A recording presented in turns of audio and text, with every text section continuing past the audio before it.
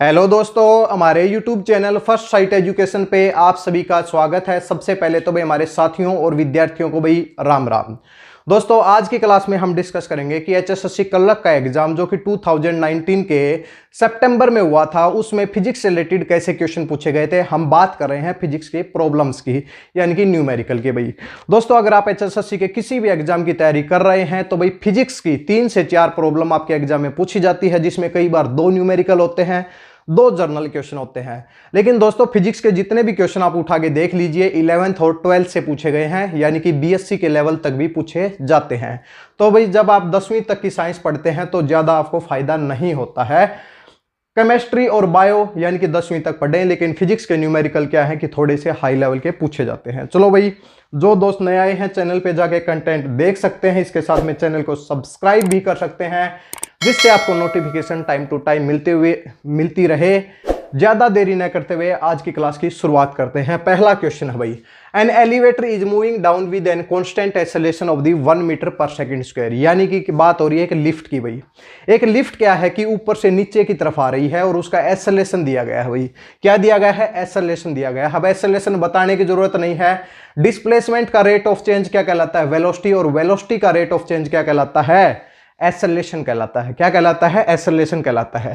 How much lighter does N the 80 kg man feels riding an elevator. कहा गया है कि एक व्यक्ति है, एक व्यक्ति जिसका यानी कि भार कितना है भाई, यानी कि 80 किलोग्राम उसका क्या है? भार है। भाई वो लिफ्ट में क्या हुआ है कि खड़ा हुआ है। अब लिफ्ट नीचे की तरफ आ रही है, तो बताइए कि भाई जब उसका 80 kg, वैसे एक्चुअल में वेट कितना है? 80 kg है, लेकिन जब वो नीचे की तरफ लिफ्ट आ रही है तो उसको कितना हल्का फील हो रहा है, मतलब उसका कितना वेट कम हो गया, ये पूछा गया है। ऑप्शन दिए गए हैं 60 न्यूटन, 40 न्यूटन, 20 न्यूटन, 80 न्यूटन। दोस्तों एक बात बता देते हैं, ये क्वेश्चन भी 95% दोस्त हमारे गलत करते हैं। एचएसएससी क्वेश्चन ही इसी तरीके से पूछता है कि क्वेश्चन गलत हो, डायरेक्ट क्वेश्चन नहीं पूछा गया है, थोड़ा सा घुमा के पूछा गया है। चलो भाई देखते हैं किस प्रकार। भाई ठीक है भाई, इसका सॉल्यूशन कहीं पे भी आप पढ़ेंगे डायरेक्ट आपको आंसर बता दिया जाएगा। आंसर हम भी बता देते हैं, 80 न्यूटन आएगा। भाई कितना आ जाएगा? 80 न्यूटन आ जाएगा। अब कई बार पूछा जाए न्यूटन किसकी यूनिट है, भाई एग्जाम में पूछ लिया जाए फोर्स की यूनिट क्या है, तो हम बताएंगे न्यूटन। भाई न्यूटन किसकी यूनिट है? तो फोर्स की यूनिट है। भाई किसकी यूनिट है? भाई फोर्स की, यानी कि बल की यूनिट है। भाई ठीक है भाई, तो इसके साथ में भाई अगर फोर्स देखा जाए, जब हम ग्रेविटी की बात करते हैं तो फोर्स होता है मास इंटू में एक्सेलरेशन। भाई मास इंटू एक्सेलरेशन होता है, लेकिन जब ग्रेविटी की बात करते हैं तो एम इंटू जी हो जाता है, यानी कि एम जी क्या होता है? एम जी क्या होता है? फोर्स होता है। जी की वैल्यू कितनी होती है? 9.8 मीटर पर सेकंड स्क्वायर होती है। भाई एम क्या होता है? मास है, जो कितना दिया गया है? 80 किलोग्राम दिया गया है। दोस्तों अब 3 पॉइंट हम आपको बताएंगे, बिल्कुल याद रखना है। अब की बार एग्जाम में भी आ सकता है कि अगर एक लिफ्ट ऊपर की तरफ जा रही है, अगर एक लिफ्ट ऊपर की तरफ जा रही है, यानी कि अपवर्ड की तरफ मूविंग कर रही है कांस्टेंट एक्सेलरेशन के साथ है, तो उसमें जो भी व्यक्ति खड़ा हुआ है उसका वजन बढ़ जाएगा। भाई उसका वेट बढ़ जाएगा। वेट मतलब फोर्स बढ़ जाएगा, मास की बात नहीं कर रहे अभी हम। उसका वेट क्या हो जाएगा? वेट इंक्रीज हो जाएगा। जैसे ही अगर कोई लिफ्ट ऊपर से नीचे की तरफ आ रही है कांस्टेंट एक्सेलरेशन के साथ, तो उस व्यक्ति का जो वेट है वो डिक्रीज हो जाएगा, डिक्रीज हो जाएगा। और कई बार अगर लिफ्ट टूट जाती है, गलती से लिफ्ट टूट जाती है, जैसे कि आपने दिल फिल्म में देखा होगा कि भाई जो आमिर खान होता है तो वहां पे क्या होता है? लिफ्ट टूट जाती है। तो लिफ्ट टूटने के बाद जो व्यक्ति है उसका वेट कितना हो जाता है? उसका वेट 0 हो जाता है। ऊपर की तरफ वेट बढ़ता है, नीचे की तरफ वेट घटता है। लिफ्ट टूट जाती है तो वेटलेस यानी कि 0 वेट हो जाता है। तीनों क्वेश्चन अब की बार एग्जाम में आ सकते हैं। भाई ठीक है भाई, तो यहां पे क्या है? तीनों के लिए फॉर्मूले बता देते हैं। भाई जैसे ही लिफ्ट ऊपर की तरफ जाती है, जैसे ही लिफ्ट ऊपर की तरफ जाती है, वैसे तो डेरिवेशन करना चाहिए लेकिन जरूरत नहीं है। ऊपर की तरफ जाती है तो उसका जो फोर्स होता है उसके ऊपर, व्यक्ति के ऊपर जो लगता है, जो न्यूटन में मेजर किया जाता है, वो होता है G + A। भाई जी क्या है? एक्सेलरेशन ड्यू टू ग्रेविटी है। ए क्या है कि वो लिफ्ट कितने एक्सेलरेशन के साथ मूव कर रही है। भाई अगर ये क्या है? भाई ये अपवार्ड का केस है। अगर लिफ्ट अगर अपवार्ड की तरफ जा रही है तो force is equal to mg + a आ जाएगा। अगर लिफ्ट डाउनवर्ड की तरफ आ रही है, डाउनवर्ड की तरफ आ रही है, तो फोर्स कितना आ जाएगा? F is equal to G - A हो जाएगा। भाई क्या हो जाएगा? F is equal to G - A। एक बार इन फॉर्मूलों को देखें भाई। ठीक है भाई, कुछ याद आ रहा है भाई? जो साइंस के स्टूडेंट है भाई 11th क्लास में, लगभग हम छोड़ देते हैं 11th क्लास के physics. F is equal to M g plus a, F is equal to M g minus A.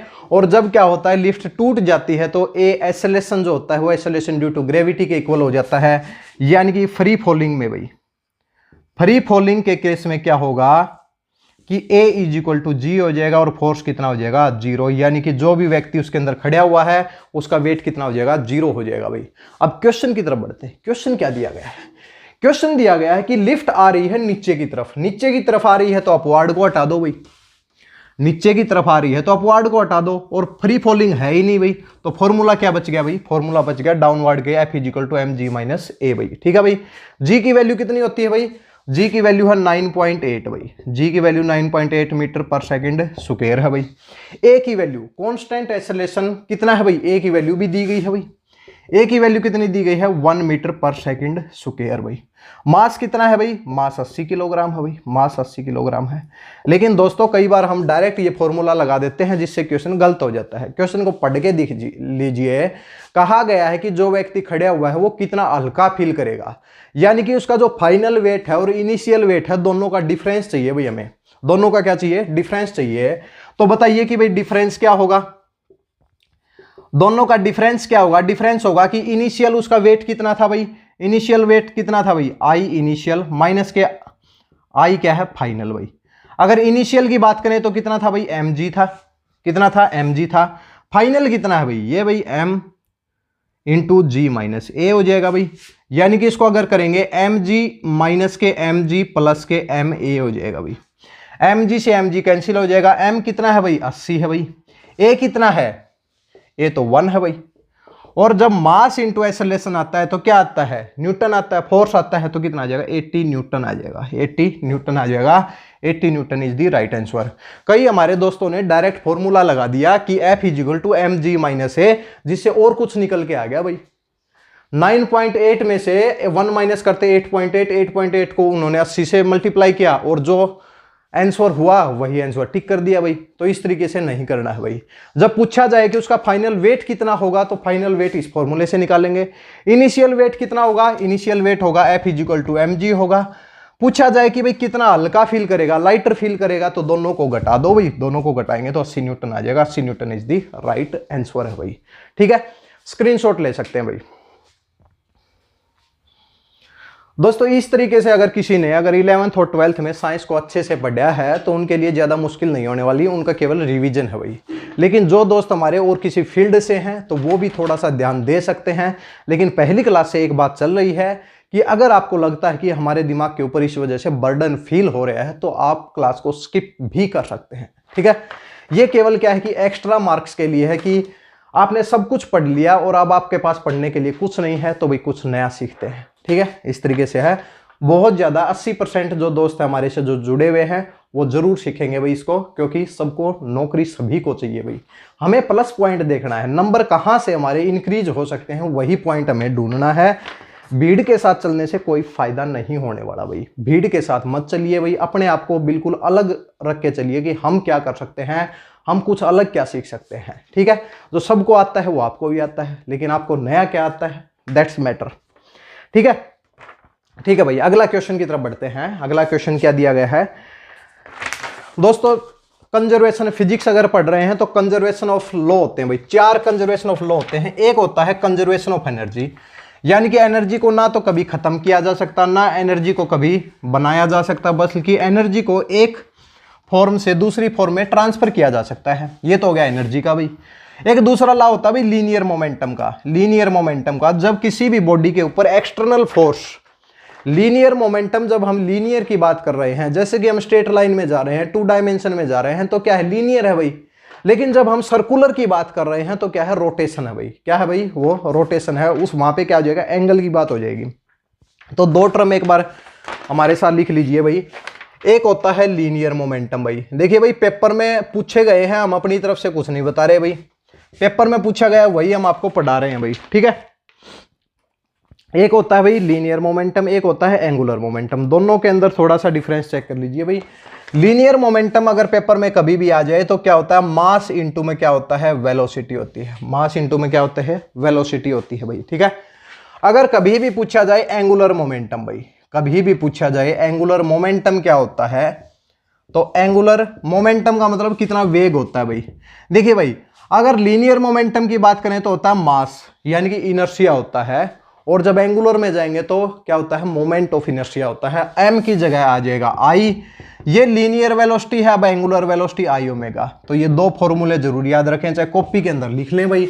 Linear momentum M we होता है और एंगुलर मोमेंटम क्या होता है, आई ओमेगा होता है। आई ओमेगा होता है। पेपर वाले ने क्या पूछा है, पेपर वाले ने पूछा है कि जब नेट एंगुलर मोमेंटम कंजर्व्ड हो जाए कब होगा भाई, नेट एंगुलर मोमेंटम कंजर्व्ड कब होगा। तो भाई फिजिक्स के पहला तो एनर्जी वाला ला होगा, दूसरा ला ये है कि भाई लीनियर मोमेंटम इस सिस्टम का कंजर्व्ड रहेगा जब उसके ऊपर एक्सटर्नल फोर्स जीरो होगा भाई। तीसरा ला है कि एंगुलर मोमेंटम जीरो होगा कब, जब उसके ऊपर नेट एक्सटर्नल टॉर्क जीरो हो भाई, यानी कि फोर्स को एंगुलर में क्या बोलते हैं, टॉर्क बोलते हैं भाई। जब नेट एक्सटर्नल टॉर्क क्या हो जाए, जीरो हो जाए, तो क्या हो जाएगा, उसके ऊपर एंगुलर मोमेंटम जीरो हो जाएगा भाई। ये याद रखने हैं भाई। अब इसमें क्वेश्चन है कि भाई द नेट एंगुलर मोमेंटम, भाई net angular moment of system is conserved भाई।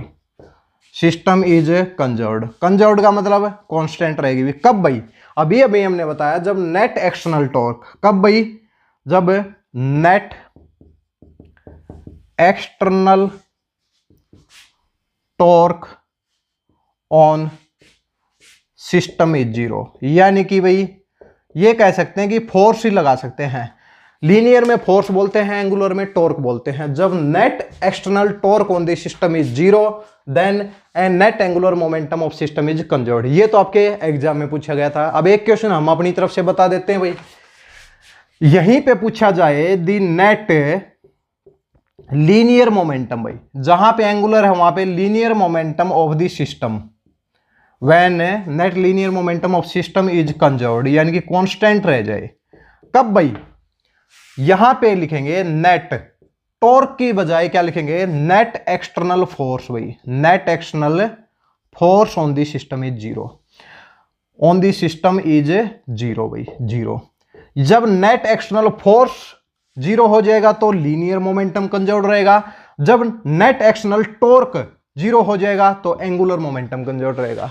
उम्मीद करते हैं क्लियर हो गए होंगे भाई, ठीक है। तो जो चीजें आई हैं उसके साथ में रिलेट करके अब की बार क्या आ सकती हैं दोस्तों। इस तरीके से आप सोच रहे होंगे कि क्वेश्चन नहीं आएगा भाई यहां से, तो एक बात बता देते हैं। एक होता है elastic potential energy of spring. Elastic potential energy of spring 2019, 18, 17, 19, 20, 21, यानी कि 21 में तो चल ज्यादा एग्जाम नहीं हुए हैं, लेकिन क्या है कि 21 में हुआ है भाई ग्रामस्टी का एग्जाम, उसमें पूछा है elastic potential energy of spring का फॉर्मूला हर बार पूछा जाता है पेपर में। अगर याद ना हो तो भाई इलास्टिक हाफ के एक्स स्क्वायर, पेपर उठा के देख लीजिए, हर पेपर के अंदर ये फॉर्मूला पूछा जाता है। क्यों पूछा जाता है भाई, रिपीट हो रहा है भाई। इसी प्रकार अब की बार अगर पेपर में आ जाए इस तरीके से तो भाई आपका 1 नंबर तो पक्का हो गया भाई, ठीक है। तो इस तरीके से हमें पढ़ना है भाई। और क्वेश्चन की तरफ बढ़ते हैं भाई, देखते हैं भाई। एक क्वेश्चन और देखिए भाई। क्वेश्चन पूछा गया है कि ऑप्टिकल फाइबर इज, पहले इसका स्क्रीनशॉट लें भाई, ठीक है भाई। क्वेश्चन पूछा गया, ये 10th लेवल तक का है भाई, लेकिन इसको भी थोड़ा सा मॉडिफाई करेंगे। जो भी टॉपिक हम उठाएंगे उसको क्या करेंगे भाई, थोड़ा सा मॉडिफाई करने की कोशिश करेंगे। देखिए भाई, पूछा गया है कि ऑप्टिकल फाइबर किस प्रिंसिपल के ऊपर बेस है भाई। ऑप्टिकल फाइबर किस प्रिंसिपल के ऊपर बेस है। ऑप्टिकल फाइबर ये सोच लीजिए कि आपके घरों में जो भी आप टीवी देखते हैं तो केबल आती है भाई। केबल क्या है भाई, ऑप्टिकल फाइबर की बनी हुई है, ऑप्टिकल फाइबर की बनी हुई है। तो इसके अंदर कौन सा प्रिंसिपल लागू होता है भाई, तो तीसरा है ऑप्टिकल फाइबर भाई।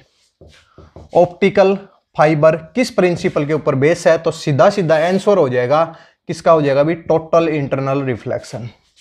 अब जो दोस्त जानते हैं टोटल इंटरनल रिफ्लेक्शन ठीक है, नहीं जानते वो केवल याद रखेंगे भाई टोटल इंटरनल रिफ्लेक्शन होता तो यह है कि डेंसर मीडियम से कोई रे जाती है और अगर वो क्रिटिकल एंगल से ज्यादा के ऊपर अगर डाली जाती है तो वो रे वापस डेंसर मीडियम में आ जाती है, यानी कि अपना मीडियम चेंज नहीं करती, इसलिए रिफ्लेक्शन वर्ड यूज हुआ भाई, ठीक है भाई। तो ऑप्टिकल फाइबर किसके ऊपर बेस है भाई, टोटल इंटरनल रिफ्लेक्शन के ऊपर। अब एग्जाम में क्या यही क्वेश्चन आएगा, अब की बार देख लेते हैं भाई क्या क्वेश्चन आएगा भाई। ब्रिलेंस ऑफ डायमंड, ब्रिलेंस ऑफ डायमंड आपको पता है कि भाई हीरा चमकता है, तो हीरा किससे चमकता है भाई, तो वो भी किसके ऊपर चमकता है भाई, TIR, टोटल इंटरनल रिफ्लेक्शन की वजह से चमकता है।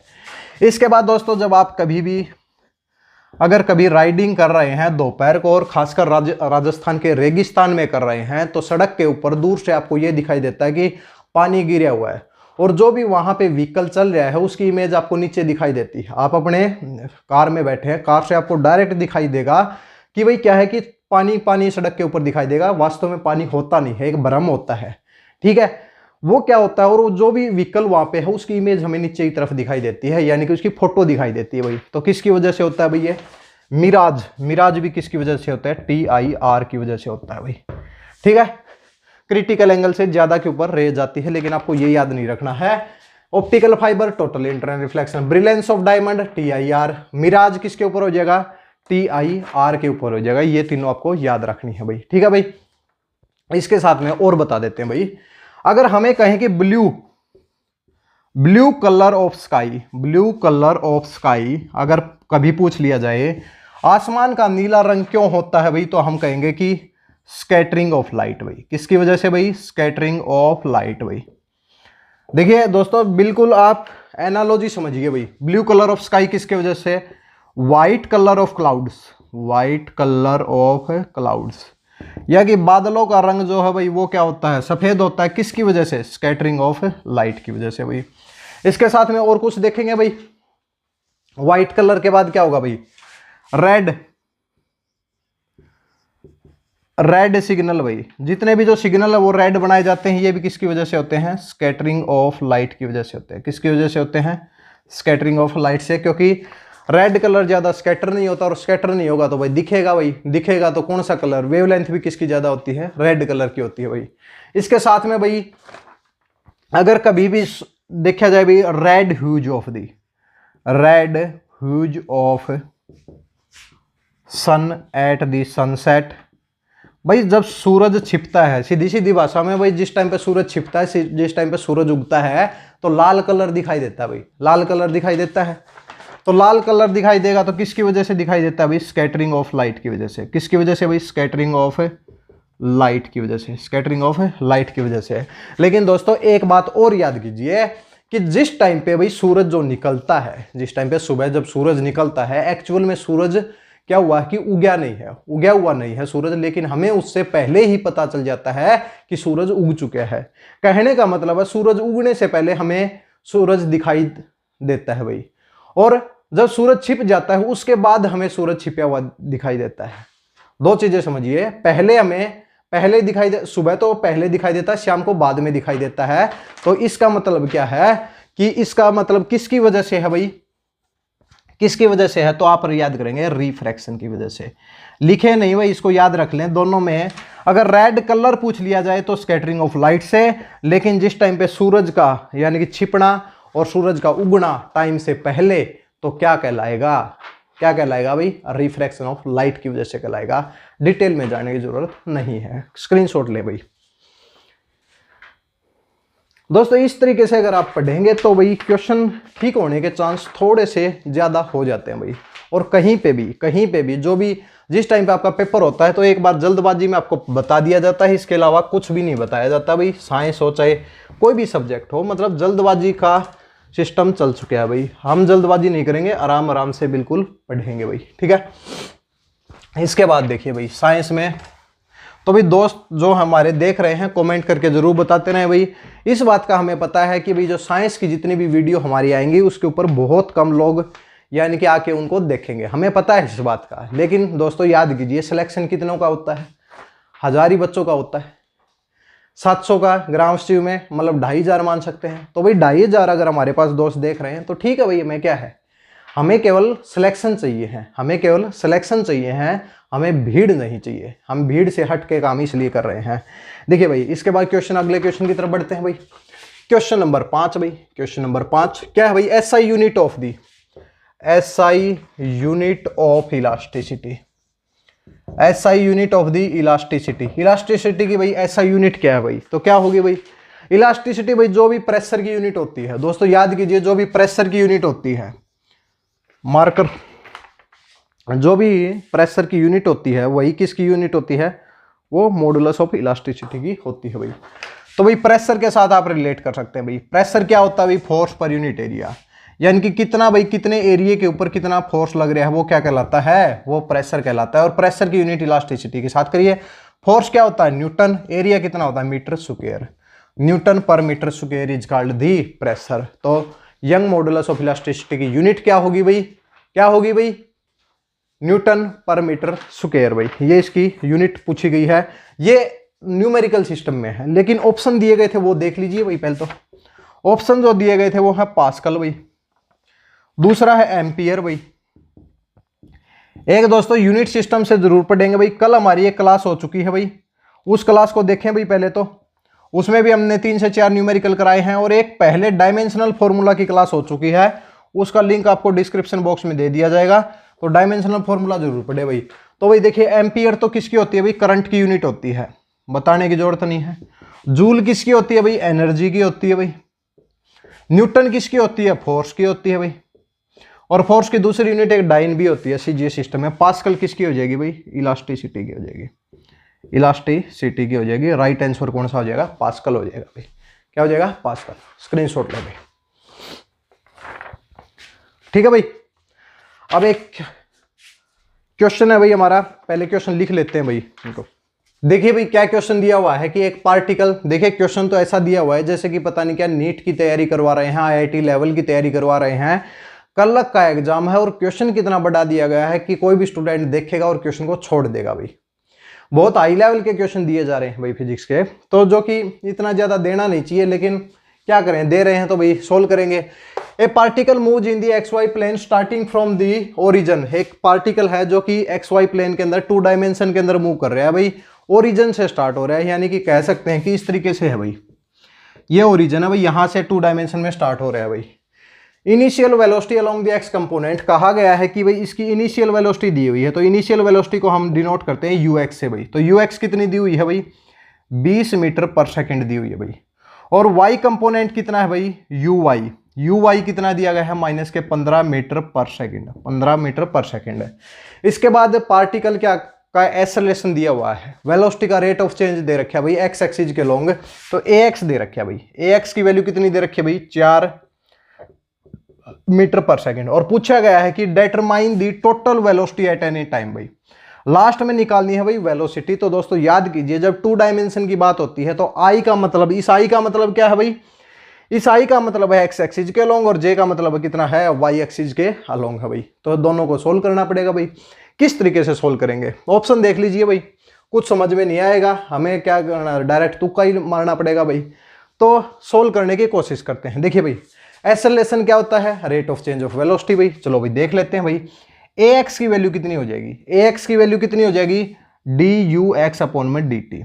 y की तरफ कोई एक्सेलरेशन ही नहीं है, तो मतलब y की वेलोसिटी तो कांस्टेंट है, ये बात तो समझ लो भाई, y की वेलोसिटी कांस्टेंट है।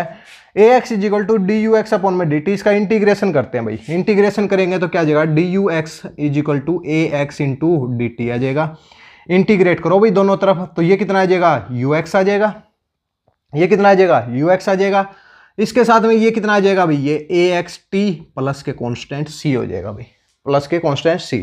तो इस कांस्टेंट को हटाना है तो क्या करना पड़ेगा, at time t is equal to 0, t is equal to 0 के ऊपर ux कितना है भाई, 20 है, तो t is equal to 0 put करो भाई, इसमें 0 पुट कर दिया प्लस के c, और जब t इज इक्वल टू 0 था तो ux की वैल्यू कितनी थी भाई, 20 थी भाई, तो c की वैल्यू कितनी आ जाएगी, 20 आ जाएगी भाई, c की वैल्यू 20 आ जाएगी। तो मेरे को ये बात बताइए कि ये क्या है भाई, यहां से इसको सोल्व करेंगे तो ये Vx आ जाएगा भाई, ये कितना आ जाएगा, Vx आ जाएगा, Vx भाई।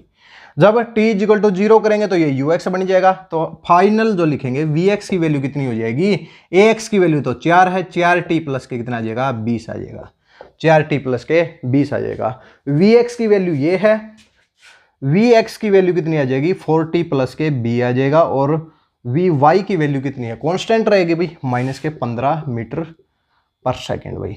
अब टोटल लिखेंगे भाई, टोटल लिखेंगे तो क्या हो जाएगा, Vx i कैप प्लस के Vy j कैप भाई।